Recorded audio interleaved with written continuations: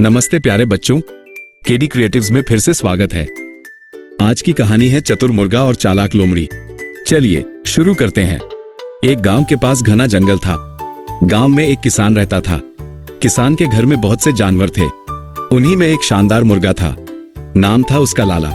लाला मुर्गा बड़ा सयाना था, दिखने में सुंदर, रोबीला। उसकी लाल कलगी सूरज की तरह चमकती थी।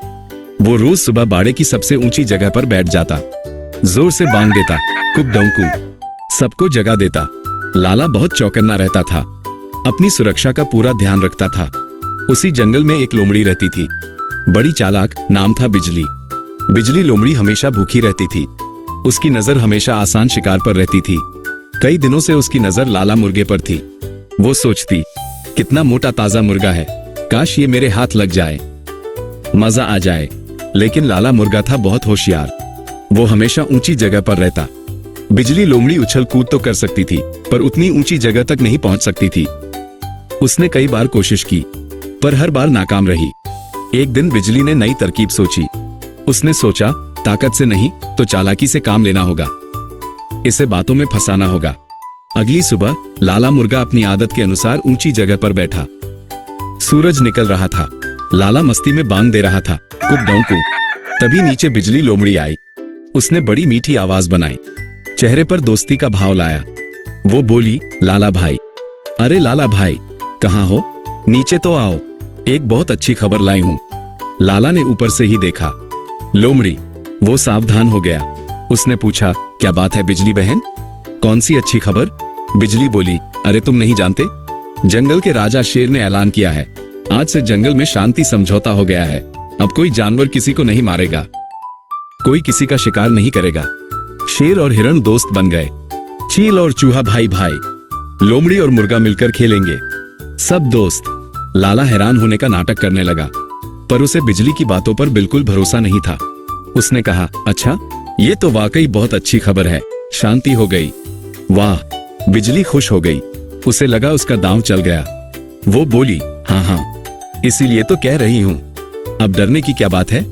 तुम नीचे आ जाओ, हम गले मिलते हैं, दोस्ती की खुशी मनाते हैं। लाला मुर्गा बड़ा चतुर था। उसने फौरन एक योजना बनाई।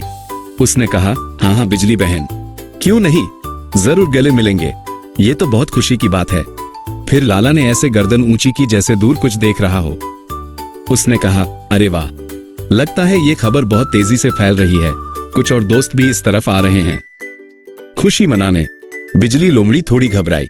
उसने पूछा, और दोस्त कौन आ रहे हैं? लाला ने आंखें सिकोड़ी, ध्यान से देखने का नाटक किया। वो बोला, अरे ये तो किसान के वो दो बड़े शिकारी कुत्ते लग रहे हैं। हाँ, वही है। लगता है उन्होंने भी शांति समझौते की खबर सुन ली। वो भी खुशी मनाने दौड़े आ रहे हैं, बहुत तेज दौड़ रहे हैं, बस पहुंचने ही वाले हैं। शिकारी कुत्ते, उनका नाम सुनते ही बिजली लोमड़ी के होश उड़ गए। शांति समझौता गया भाड़ में। उसे कुत्तों से बहुत डर लगता था। वो जानती थी कि कुत्ते उसे छोड़ेंगे नहीं। बिजली बुरी तरह घबरा गई। उसने लाला से कहा, कुत्ते, अरे बाप रे, मुझे तो एकदम याद आया, मुझे घर पर बहुत जरूरी काम है, मैं बाद में मिलती हूँ। इतना कहकर बिजली लोमड़ी ने पीछे मुड़कर नहीं देखा। वो सरपट भागी, ऐसी भागी कि जंगल में कहाँ गायब हो गई पता ही नहीं चला। ऊपर बैठा लाला मुर्गा बिजली को भागते देख रहा था। वो मन ही मन हंसा। फिर उसने जोर से बांग दी, कुक डंकू, जैसे कह रहा हो, देखा मेरी चतुराई। तो प्यारे दोस्तों, देखा आपने, लाला मुर्गे ने अपनी समझदारी से चालाक लोमड़ी को कैसे भगा दिया। इस कहानी से हमें क्या सीख मिलती है? यही कि हमें कभी भी किसी की मीठी मीठी बातों में आंख बंद करके नहीं आना चाहिए, खासकर तब जब बात करने वाला चालाक या धोखेबाज हो। हमें हमेशा सावधान रहना चाहिए, चौकन्ना रहना चाहिए, और अगर कोई खतरा आए तो डरना नहीं चाहिए। अपनी बुद्धि का इस्तेमाल करना चाहिए। समझदारी से बड़ी मुश्किल भी टल जाती है। चतुराई हमेशा चालाकी पर भारी पड़ती है। याद रहेगी ना ये कहानी? बहुत अच्छे, फिर मिलेंगे। कहानी पसंद आए तो लाइक करें और केडी क्रिएटिव्स को सब्सक्राइब करें। हम जल्दी ही मिलेंगे एक नई कहानी के साथ। धन्यवाद।